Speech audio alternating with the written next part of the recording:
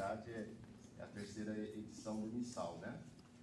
E as mudanças para o povo são poucas, né? Acho que quem vai apanhar um pouquinho mais são os padres ali no manuseio, né? Até mesmo em relação ao manuseio do missal, isso é com o tempo, vocês que estão um pouco ali na sacristia, né? Os ministros, os coroinhas, os cerimoniais, aos poucos a gente vai tomando conhecimento, né? Desse novo material que está aí para nos ajudar na celebração. Mas, ao mesmo tempo que se cria um alarde muito grande, eu penso que é um momento novo para a igreja, para a gente lançar um olhar de mais atenção para a liturgia, né? Levar mais a sério do que nós já levamos, né? A importância do rito da missa. Acho que nós não podemos perder isso. Então, o missal vem para dar quem sabe aí, uma revigorada, né? A gente dar uma atenção mais intensa para o rito da missa, para a missa como um todo, nas suas partes, né, que é de uma grande riqueza. E para isso nós vamos contar muito hoje com a ajuda do Júnior e do Diácono Mário, né, que prepararam esse material. Já tive acesso ao material, ficou muito bom por sinal, né, acho que tem ali elementos importantes para a nossa formação e para a nossa prática também, né? Então, acredito que vai agregar muito para a nossa caminhada, para o nosso ministério, para o nosso serviço que prestamos em nossas comunidades. E que bom que vocês vieram, né? Nós tivemos há pouco tempo uma formação oferecida pela forania, mas ali o padre abordou tantos assuntos e não abordou tanto questões de ordem mais prática, não aterrizou, né? Para o povo compreender um pouco mais o momento. Talvez hoje a gente consiga dar esse passo através da explanação, tá bom? Então nós vamos rezar o Pai Nosso, dar início. Assim nós queremos nos unir a tantas comunidades, né? Espalhadas aí pela nossa arquidiocese, pelo Brasil afora, que tem realizado esses momentos, tem se encontrado. Então vamos nos unir a todo esse povo, rezando sempre pela nossa igreja, pela nossa comunhão, pela participação, pela missão, né? Aquilo que a igreja tem nos orientado bastante nesse tempo. Então, pedindo a força do Espírito Santo para que bem possamos acolher e transmitir a nossa fé. Pai nosso, que estais nos céus, santificado seja o vosso nome. Venha a nós o vosso reino. Seja feita a vossa vontade, assim na terra como no céu. O pão nosso de cada dia nos dai hoje. Perdoai as nossas ofensas, assim como nós perdoamos a quem nos tem ofendido. E não nos deixeis cair em tentação, mas livrai-nos do mal. Santana, rogai por nós. E assim nós estamos reunidos em nome do Pai, do Filho e do Espírito Santo. Amém. Muito bem.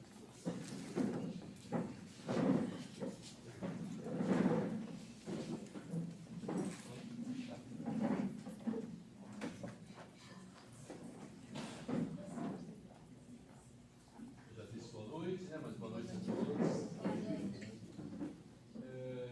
Me coube essa parte introdutória para fazer uma breve explanação sobre, de novo, o histórico do missal. Foram faladas, sobre esse assunto já foi falado acho que 2 ou 3 vezes, né? Eu vou trazer alguns elementos, não repetitivos, podem ser até repetitivos, né? Mas talvez, penso, elucidativos, né? Nosso trabalho vai ser dividido em 2 partes, né? Esse pequeno histórico, que eu vou desenvolver agora, e depois, a parte seguinte, vão ser as novidades, né? Que o Júnior vai abordar com o auxílio do Padre Paulo, né? Nos momentos aí que, Padre, é assim mesmo, tal, então o Padre vai participar também nesse sentido, né? Quanto ao histórico, em relação ao Brasil, antes disso, como convém dizer que o missal, ele foi pensado, ele foi, vamos dizer assim, surgiu a necessidade do missal no ano 1474. Na Europa, especialmente França, Espanha e tal, eles tinham, cada país tinha o seu jeito. O seu jeito. Então, nesta época, em 1474, né, o Papa Sisto pediu, então, para unificar o jeito deles ser. Não era unificar no sentido de botar um cabresto em todo mundo, mas padronizar algumas coisas que talvez saíssem de uma, vou usar a palavra que eu não gosto muito, de um conceito geral da missa, né? A palavra missal é um termo técnico que a igreja escolheu já nos primeiros séculos para designar, para indicar o conteúdo das celebrações da missa. Todos nós sabemos que tem missas temáticas, né? Missa para o santo, missa para o defunto, missa para o... enfim. Né? Então o Papa pediu, nessa época, né, que fosse feita assim, alguma coisa mais geral e ao mesmo tempo específica.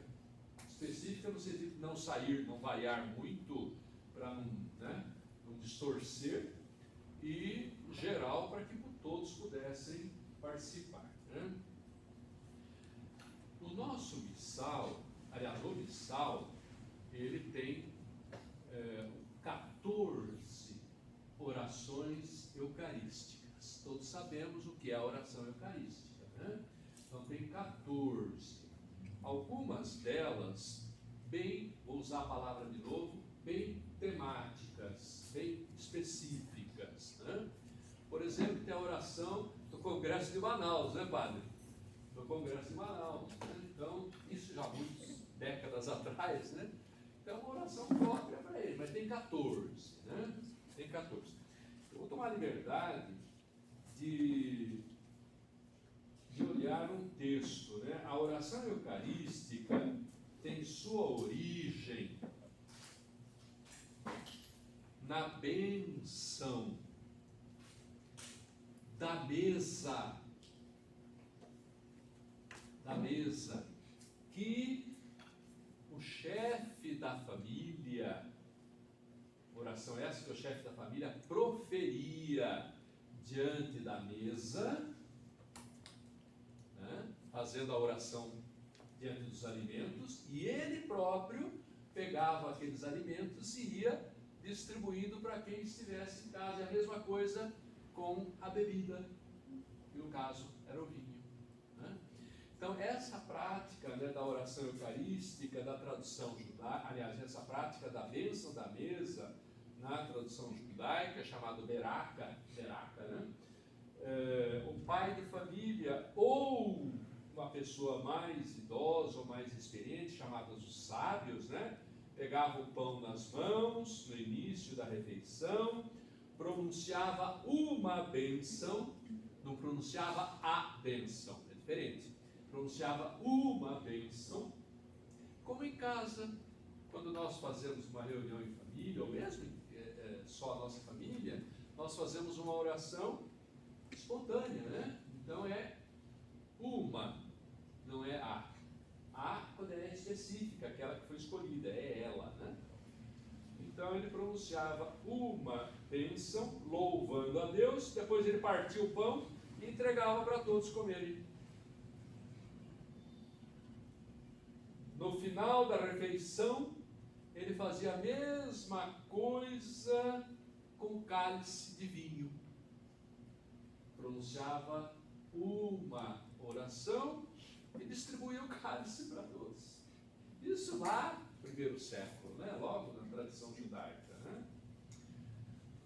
A oração eucarística, a estrutura da oração eucarística como nós conhecemos hoje, ela surgiu dessa necessidade, como eu disse, de, entre aspas, padronizar, direcionar, né? Ela surgiu, e quem fixou o primeiro esquema da oração eucarística foi Santo Hipólito, no primeiro século. Primeiro para o segundo século, Santo Hipólito, né? O que ele fez? Ele reuniu todas as comunidades ali, todas as famílias. Como é que você faz isso, você faz aquilo? E ele foi, então, juntando tudo isso, né? E no início da oração eucarística, aliás, no início, quando essa oração eucarística foi elaborada, né, por Santo Hipólito, essa estrutura, né, vamos dizer assim, esse modelo, no início, a oração eucarística era proclamada pela igreja em voz alta. Em voz alta. Como é hoje. Como é hoje. E depois, com o passar do tempo, por volta do século IX, por aí, ela passou a ser pronunciada, proferida em voz baixa. Só o sacerdote é que proferia. E o povo ficava rezando o terço. Né? A gente sabe disso, né? Ficava rezando o terço. E o padre, também na época, né, voltado de costas para o povo, né? E eles não podiam rezar na linguagem vernácula, na linguagem típica do país. Tinha que ser em latim. Né? Tinha que ser em latim. Então o padre ficava de costas para o povo, rezando a oração eucarística, procedendo todo esse desenrolar, né? Chegava na hora da comunhão, distribuía. O povo vinha, ajoelhava naquela banquetinha que tinha na frente, né? Lembra disso, padre? Não lembra disso? Ele é novo, Mário. Ele é novo. Aqui em Sousas, no penúltimo degrau da escada lá em cima, Eu lembro. tinha uma grade É verdade. de mármore. E tinha um genuflexório na frente dessa cerquinha, né? E tinha um portãozinho no meio. Isso mesmo. Um portãozinho no meio. E as pessoas subiam os degraus, ajoelhavam-se nesse genuflexório, o padre punha a hóstia na boca, né? E a pessoa tinha que estar de mãos postas assim. E se não estivesse assim, o padre pulava. Mulheres tinham que estar de véu na cabeça. Se não tivesse de véu, ele pulava também. É verdade. Oi? Branco ou preto, né? É, isso. Bom, e essa oração, então, ela era pronunciada em voz baixa, nessa época, ou em segredo. Ou seja, cochichando, né? Então, era mais ou menos assim. Depois, surgiu essa pronúncia em voz alta, ela voltou no Vaticano II. Vaticano II, todos nós sabemos, né? Convocado por João XXIII, desenvolvido pelo Papa Paulo VI, né? E assim por diante. Então, não houve mudança, houve aperfeiçoamento daquele tipo de oração eucarística formado por Santo Hipólito. A estrutura é a mesma. A oração eucarística foi sofrendo não mudanças, mas atualizações. É diferente. Você não muda, se atualiza. Então, ela passou a integrar o cânon da liturgia. A palavra cânon, em latim, significa vara de medida. Uma vara. Antigamente não tinha fita métrica, né? Não tinha fita métrica. Você punha assim, né? Dali da ponta do dedo no meu nariz é uma medida. Lembra disso? As costureiras devem lembrar, né? Devem saber. Bom, o cânon, expressão que significa vara de medida, uma regra, uma norma, né? Então passou a integrar as regras, as normas na liturgia. Bom, e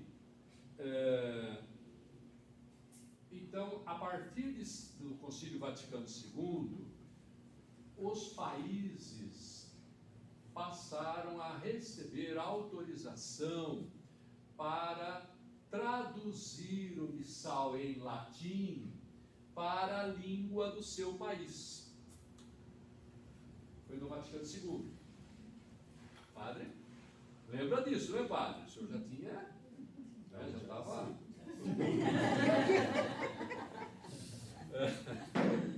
Aí, por isso que eles chamam de edição típica.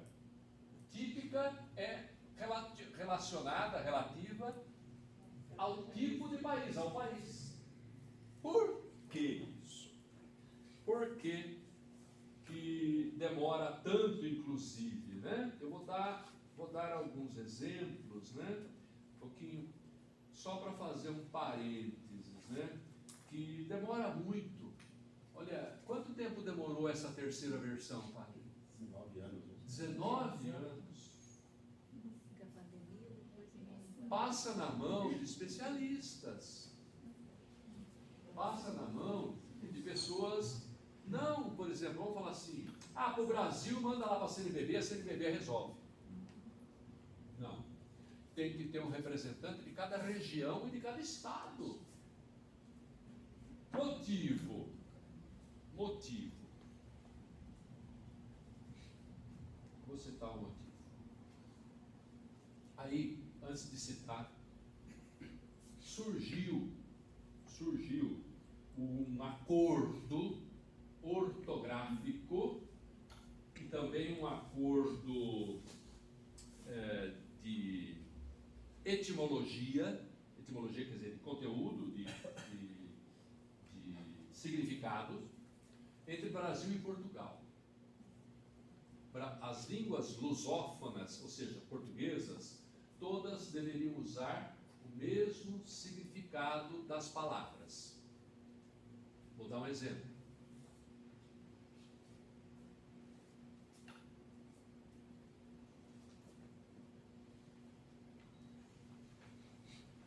Em Portugal, se diz bué. Bué significa muito para nós. Então, o acordo ortográfico respeita o significado da palavra no seu país de origem e não deturpa o significado da palavra no outro país. Nós nunca podemos usar em qualquer lugar, outro exemplo, nem escrito e nem falado. Vou falar aqui para dar um exemplo, né? Nunca devemos usar a palavra moleque. Ô, seu moleque, não pode. Moleque, nem o acordo que tem com o Egito pode, porque essa palavra é copta, é egípcia. Moleques é o nome de um demônio.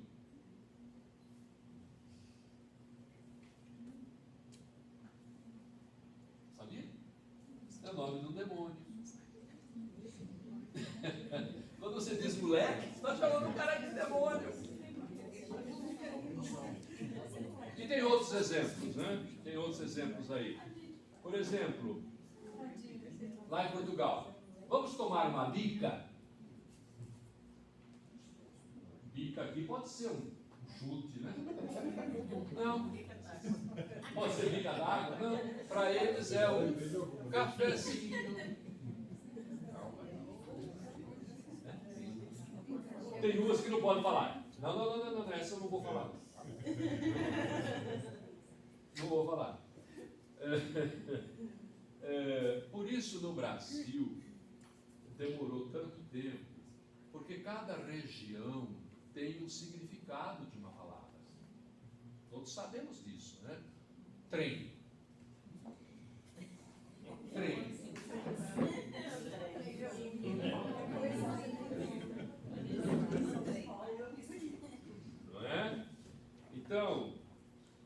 exemplo, você fala assim, lá no Centro-Oeste, vamos passear de carro? Não, carro não existe na linguagem do Centro-Oeste. É carreta.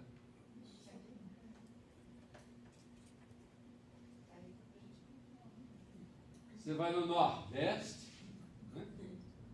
Buchuda. O que é buchuda? Mulher grávida.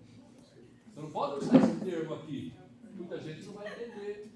Não é?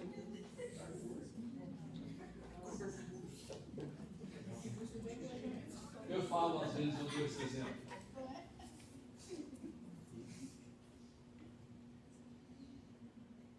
Que Tabita bonita. Tabita, o que é? Talita, o que é Talita? Talita, o que é? É o nome de uma pessoa, não é? Você já viu o nome de uma mulher chamada Talita? Mas em hebraico, Talita é menina. Tabita é moça. Talita cumi. Lembram dessa frase? Levanta-te, menina. Não é? Bom, e assim por diante. E eu sempre falo, né? Pedra. Pedra.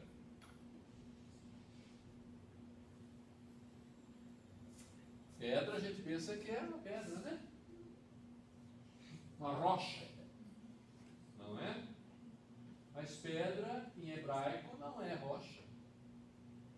Pedra em hebraico é uma cavidade feita no sopé da montanha, que a gente chama de spele, caverna.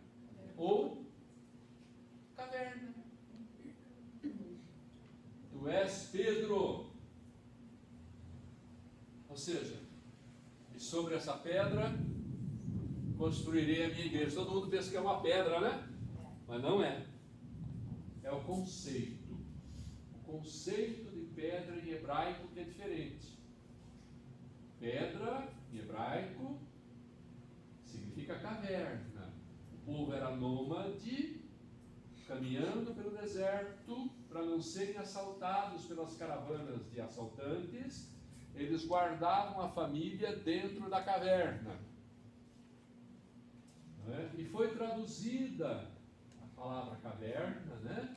Foi traduzida como rocha, pedra. Mas o conceito, tu és Pedro, ou seja, tu és a proteção que você oferece à minha igreja, todos nós. Esse é o conceito de pedra, né? Não é erigir, né? E assim por diante, né? Direita, eu vou colocar vocês à minha direita. O que é direita? Nós vimos esse evangelho ontem, né? O contexto de direita não é direita ou esquerda, né? O contexto é: vinde benditos do meu Pai, porque vocês fizeram tudo direitinho. Fizeram o que foi combinado. Esse é o sentido de direita. Né? Então, por isso, o missal, a cada versão que ele tem, a cada edição que ele tem, ele passa pela Guri. É só lá no sul. Né? Vai falar Guri lá na Ilha do Marajó. Na Ilha do Marajó, Guri é o boto masculino. Muito bem. Então, toda vez que há necessidade de fazer uma intervenção, uma revisão no missal, ele passa pelas pessoas que trabalham esse texto do ponto de vista etimológico, cultural, gráfico, enfim. Né? Tudo bem, então? Então foi de 62 a 65 que João 23 convoca esse concílio, né? Ecumênico, porque foram convidadas outras religiões a participarem também, né? E o João 23, ele esteve no papado de 1881, dali a 1963, quando Paulo VI, então, aliás, aqui é a data de nascimento e a data de falecimento, e ali a data de nascimento e falecimento do Papa, né? Então, o Papa Paulo VI é que deu continuidade. E esse concílio publicou alguns documentos, chamadas Constituições e Decretos, né? Para nos ajudar na compreensão do missal. Lembrando que esses decretos, essas constituições, elas podem ser motu próprio, ou seja, do próprio punho do Papa, a cabeça do Papa, pessoal, monocrático, né? Monocrático no bom sentido, porque antes de ele publicar alguma coisa, passou por um monte de assessores, né? Ou pode ser conciliar, ou sinodal, né? Reúne os bispos, tá bom? Então, no capítulo 2 dessa Constituição, ela trata da revisão do missal. Toda vez que precisa ser revisado o missal, tem que olhar essa Constituição, né? Então, buscar maior claridade nos textos, nos ritos, facilitar a participação ativa dos fiéis, que antes do concílio não tinha participação dos fiéis, né? E tinha a participação assim, eles eram assistentes, eles assistiam. Por isso que ainda no vocabulário de muitas pessoas, ainda fica, eu vou assistir missa, né? Aí eu assisto. Então, é a participação. E participação ativa. Como a desculpa de estou acompanhando o rito pelo aplicativo, você deixa de ter uma participação ativa.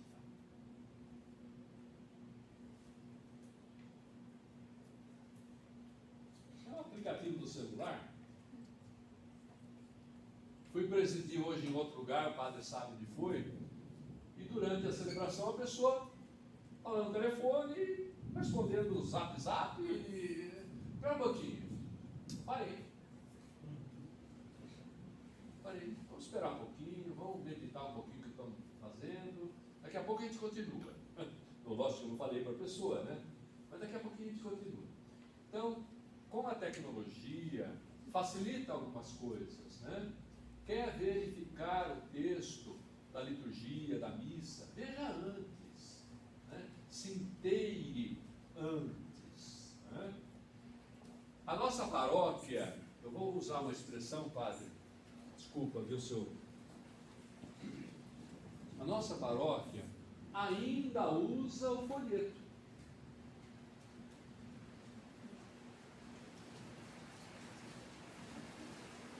Ainda usa.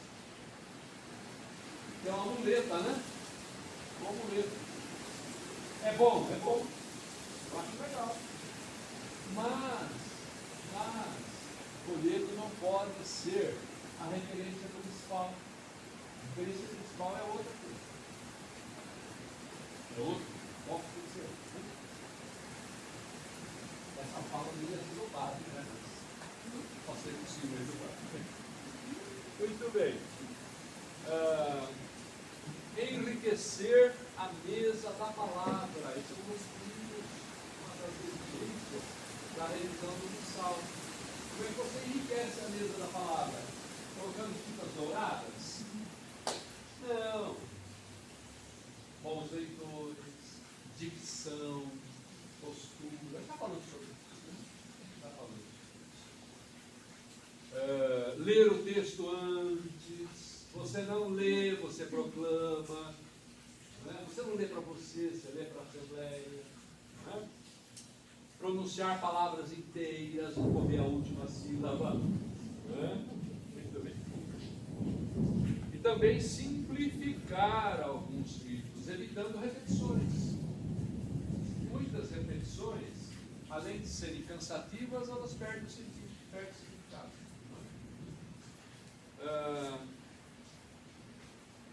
Ritos que haviam se perdido na história. Tem vários momentos da liturgia que se perderam na história. Procissão de entrada é uma. É uma. Não é? Procissão de entrada é uma. Tem outros, né? Procissão de entrada, o que significa? Assembleia precisa saber. Procissão de entrada tem vários sentidos, mas eu vou dizer um deles. Vale me ajudar.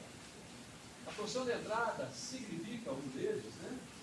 O povo de Deus saindo da escravidão, que é o mundo, Egito, e indo para a terra prometida. Corre leite e mel. Salvação. Esse é o sentido da procissão de entrada. Antigamente, o padre não lembra disso. Quem se lembra pode me ajudar. A procissão de entrada era feita com o povo. Lembra, Zica? Era feita com o, não lembra? Era feita com o povo. O povo só podia entrar quando fosse liberada a procissão de entrada. Então entrava, como na Sexta-feira Santa, aliás, na Semana Santa, a gente não vê um de fora, depois vai. Era aquele tipo, né?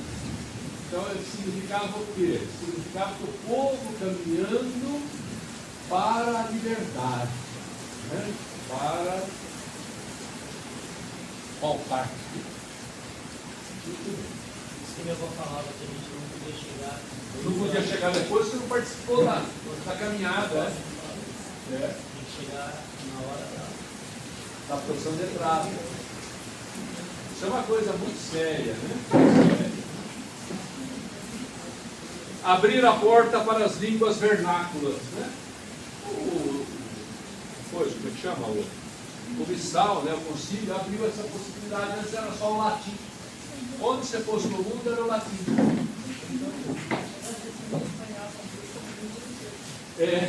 Não consegui entender, rezar o terço. Então foi criado aí o modo próprio, né, em 64,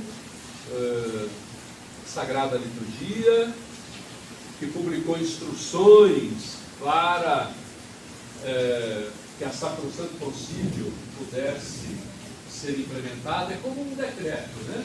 Aliás, como uma lei. Você tem uma lei, quem é advogado sabe, né?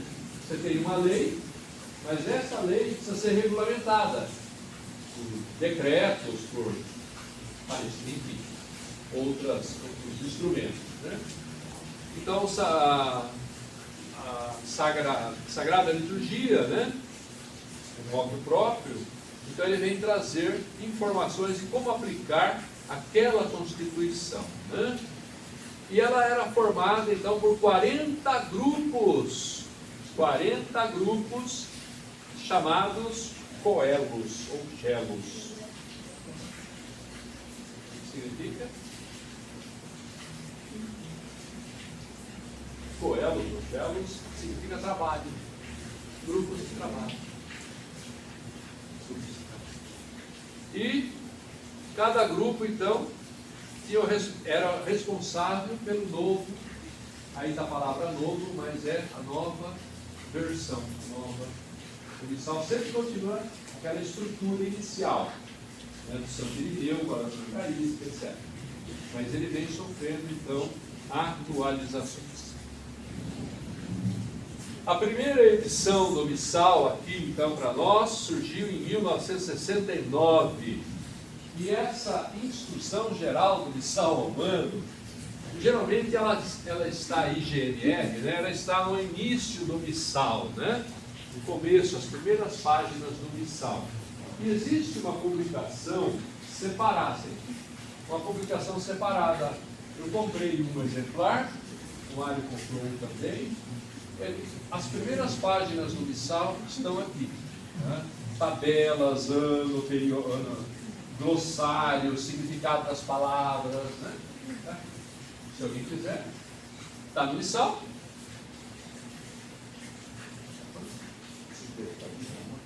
R$40. Eu comprei. Se alguém quiser emprestar, eu posso emprestar. Sem problema.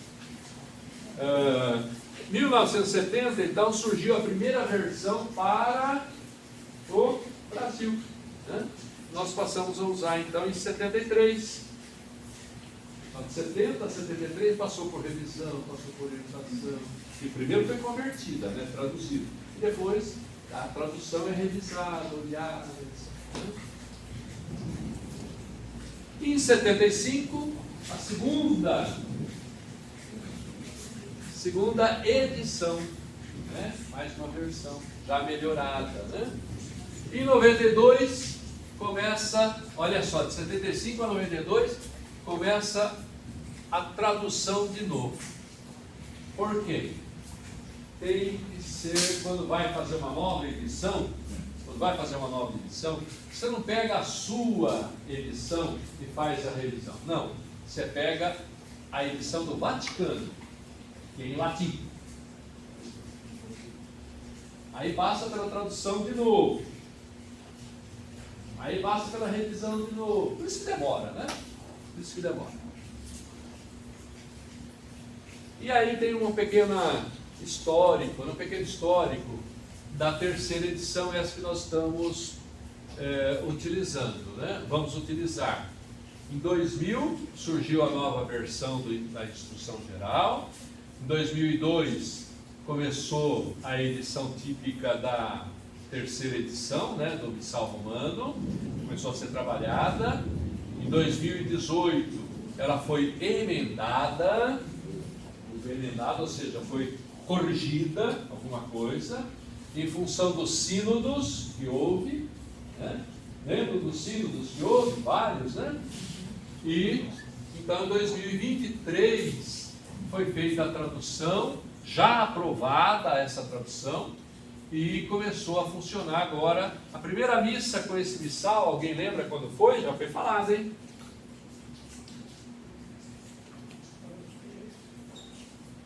Foi falado aqui. Foi celebrado em Aparecida, né? Foi celebrado em Aparecida, assim que o missal foi liberado. Né? Muito bem. E aqui um resuminho, né? Na tradução brasileira. 19 anos na mão de peritos, linguistas, liturgistas, assessores, bispos. Né?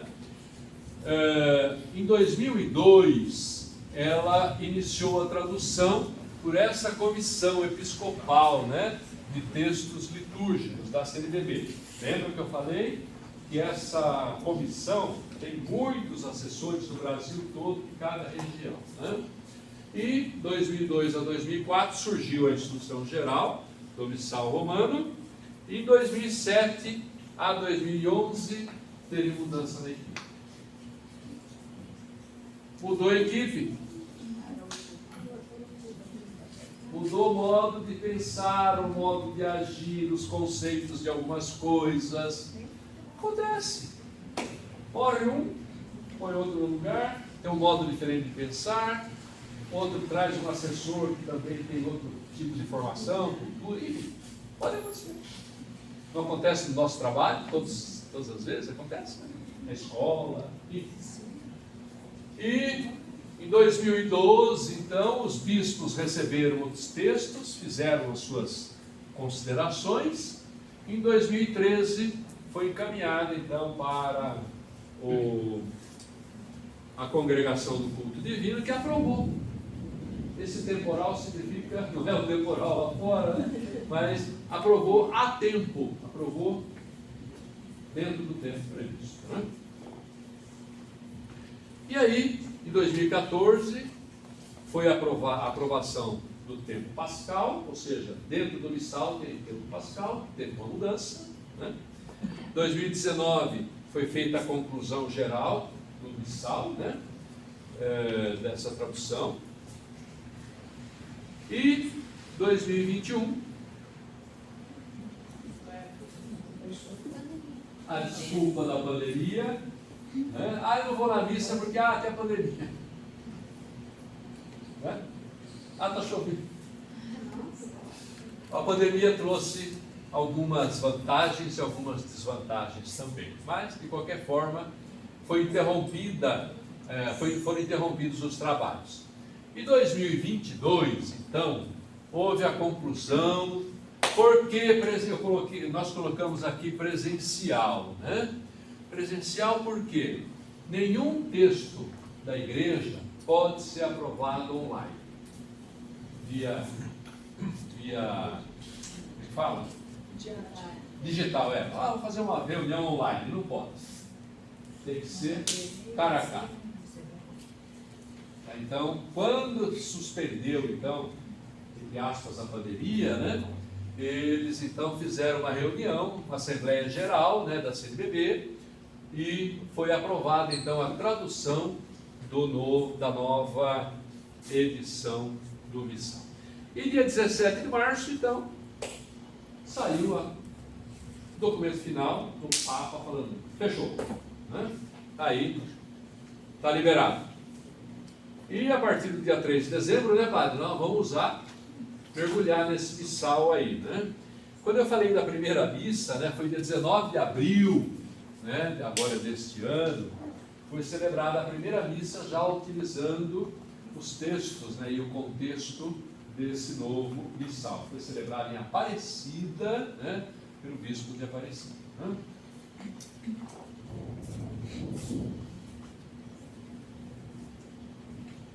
Então, dia 2 de setembro de 22, foi feita a aprovação geral, dia 15 de dezembro foi feita a aprovação pela congregação do culto divino, e passa a ser obrigatório, né? Obrigatório mesmo, né? No Brasil, a partir agora desta semana, né? E nós vamos ter bastante trabalho, porque quer ver uma coisa?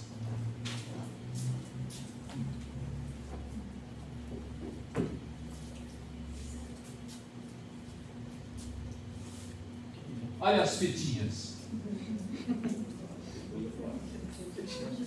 Abre na fita verde, viu? Cadê? Não tem, é tudo vermelho. Todas vermelhas. E do lado, muito cuidado quem for mexer nisso, né? Para não rasgar como rasga o nosso missal aí, né? Essas lapelas que tem aqui do lado, né? Tem que virar com muito cuidado, para não, na hora que você puxa, pode rasgar. E pode soltar esse pedacinho aqui, ó, tá vendo? Pode soltar. E às vezes quando solta só o pedacinho, tudo bem, você põe cola ali e segura. E quando rasga? Perdeu 900 conto, 800 conto. Né? Tá bom? E aqui tem oração eucarística número 1, número 2, número 3, e assim por aí. Tá bom? Tá mais gordinho. Depois o Júnior vai falar, ele passou de... Está escrito aí, depois a gente pode ver. De tantas páginas para 1.400, 1.300 páginas, de 1.000 páginas, acho que o outro, né? Passou para 1.200 e poucas páginas. Muito bem. E tem uma caixinha legal, né? Caixinha legal só para guardar, viu?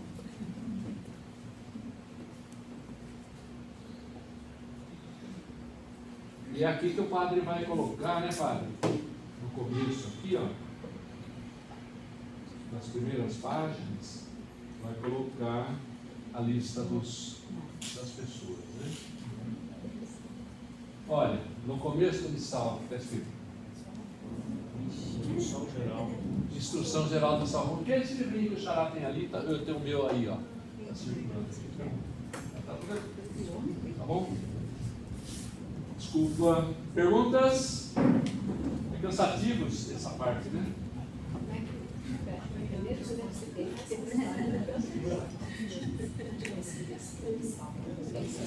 Nossa, você deve aí. Pesa 3 quilos. Como é que vão segurar essa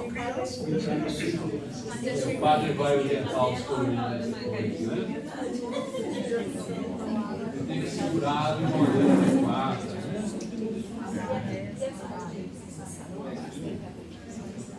Ah, antes da missa, vai estar separado, né? Vai estar organizado e o coroinha vai chegar assim, viu, dona Giovana? Assim, bom? Mas quem que separa? Hã? Quem vai separar? Quem vai separar? Quem vai presidir. Tá? Quem vai presidir separa. Os ministros podem chegar, né, padre, antes e fazer essa separação e ao padre, ao chegar, pedir para ele conferir. Está tudo em ordem. Às vezes ele quer mudar o prefácio, né? Que pode mudar, né, dependendo do contexto. Dá licença um pouquinho, porque quando o padre chega, na maioria das vezes, está sempre arrumado, né? Isso. A gente só confirma Isso. com ele, mas os ministros Isso. até não. Os ministros, eles chegam 20 minutos, meia hora antes, eles já vão checar. Pelo diretório, né? Pelo diretório, a gente já conhece a disposição. Então, tem o índice aqui, checa o índice, né? E se tiver dúvida, deixa ali, stand-by, deixa esperando. O padre chegando, ele acerta. O diretório foi entregue ontem para todas as comunidades. Ah, foi? Que bom. O diretório, então, já está, né? Já está Todas as comunidades, né? Já está atualizado. Tudo bem? É. Vai ficar aqui, se alguém quiser mexer, é só chegar no lugar.